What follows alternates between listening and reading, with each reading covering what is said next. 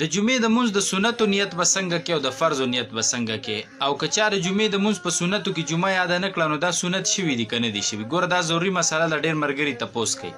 دویمه دا ده چې د جمعې د مونځ د رکعتونو تعداد څومره دی او په دې کې سنت فرض او ډک او تش کم دي.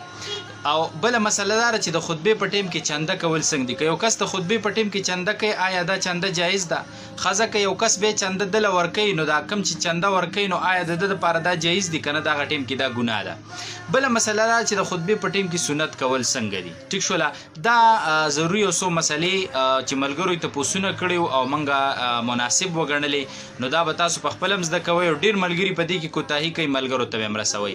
اوله مسله دا ده چې د جمعې د مونځ نیت نه دی، نیت خو اصل کې د زړه فرض دی، خو که چا په خوله باندې ویلې دا هم ټیک ته مستحب دی نو نیت به د فرض هم دغه کوي چې 2 رکعته فرض د جمعې مونځ کوم، خاص الله تعالی را په دې زیر امام پسې مخ مې د کعبې شریف په لور که الله اکبر.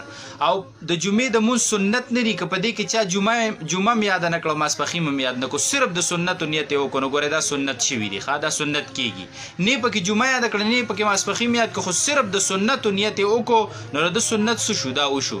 باقي یادول خو پکې جمعه په کار دي ځکه چې د جمعې سنت دي. ټیک شو؟ جمعه پکې یادول په کار دي، خو که چا جمعه یاده د سره نه کړه او یا چا د جمعې په ځای ماسپښین یاد کړو نو دا سنت څه شو جي دا ادا شو. ښه دا مسله د ځان سره یاد ساتئ.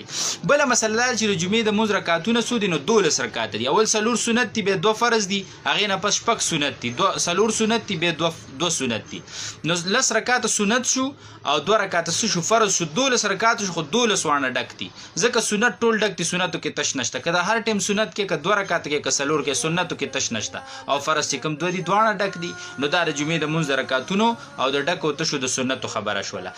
او بله خبره دا وه چې د خطبې په ټیم کې چې کم دی نو چنده کیږي کنه نو چنده کول څنګه دي. نو چې کله خطبه شروع وي کنه او کم کس چنده کوي نو دا کس ګناهګار دی او چې کم چنده ورکوي هغه هم ګناهګار دی. د خطبې په ټیم کې چنده کول دا بالکل ناروا دي، دا جرم دی. څنګه چې د خطبې اوریدل خاموشۍ سره خطبې په ټیم کې به خبرې نه کوي دغه شان خطبې په ټیم کې به چنده نه کوي. په دې باندې پکار ده چې د مسجد انتظامیه په دې باندې سوچ وکړي چې دا په ګناه کې دا خلک هم مبتلا کوي او ځان هم په ګناه کې مبتلا کوي چې لګیا دی چنده پسې ګرځي هلته د امام خطبه شوردول، خو امام له پکار چې دی له ټایم ورکي.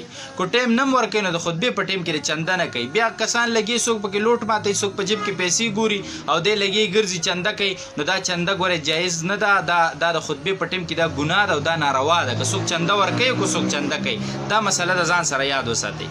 بل دا د خطبې په ټایم کې سنت کول نو د خطبې په ټایم کې سنت کول ګوره دا جایز نه دي. ښه بهر مسافر او ملګرو ته خاص کرویو که هلته جمعې ټایم څنګه ماسپښین داخل شو فوري اذان کیږي نو که ګوره د دغې نه د خطبې نه مخکې د سنتو موقع خو ته په دیره کې وکړه، په کمره کې وکړه، په مسجد کې وکړه او که نه د سنتو موقع نه وه که نه نو بیا ډایرکټ خطبې ته کښېنه، خطبه واوره او د جمعې د مونځ نه پس بیا څه وکړه دا 4 رکعته سنت هم د جمعې د مونځ نه پس راوګرځوه. مسافرو خو سنت پرېښودي دي، مسافر په داسې ماحول کې پاتې شو چې الله دې موږ معاف کړي او هغوی چې کوم دی کوم ماحول کې پاتې شو نو هغه ماحول کې هغه خلک سنتو پروا نه ساتي نو د سنتو مطلب خدا نه شو چې دا خیر د سنت دی او پرېږده د قیامت په ورځ د نبي علیه السلام د شفاعت نه به فایده څنګه اوچتو موږ او تاسو. او بیا سنت موقت دی بغیر د عذر نه پرېښودل ګناه ده. نو و مسافرو تاسو ولې په داسې ماحول کې داسې بد عادت واغېستو چې تاسو د سنتو پروا نه ساتئ او تاسو د جمعې د مونځ خو څه کوئ چې نور ټیمونو د سنتو پروا هم نه ساتئ او دا سنت موقت دی په دې تاکید راغلی دی او دا چې بغیر د عذر نه څوک پرېږدي نو دا ګناه ده. نو لهذا دا خبره یاد ساتئ چې د خطبې په ټایم کې ګورئ سنت کول دا ګناه ده، دا جرم دی. دا ټایم سنت او نفل دا به نه کوي. صحیح شوله؟ نه به داسې ټایم کې ودرېږي چې هسې نه هلکه په ما باندې خطبه شروع شي. نو دا څو ضروري مسایل مال چې د ملګرو سره یې نشر کړو تاسو یې ملګرو سره شیر کړئ. جزاکم الله خیر، احسن الجزاء. گمراهان خپل لار به پیدا نه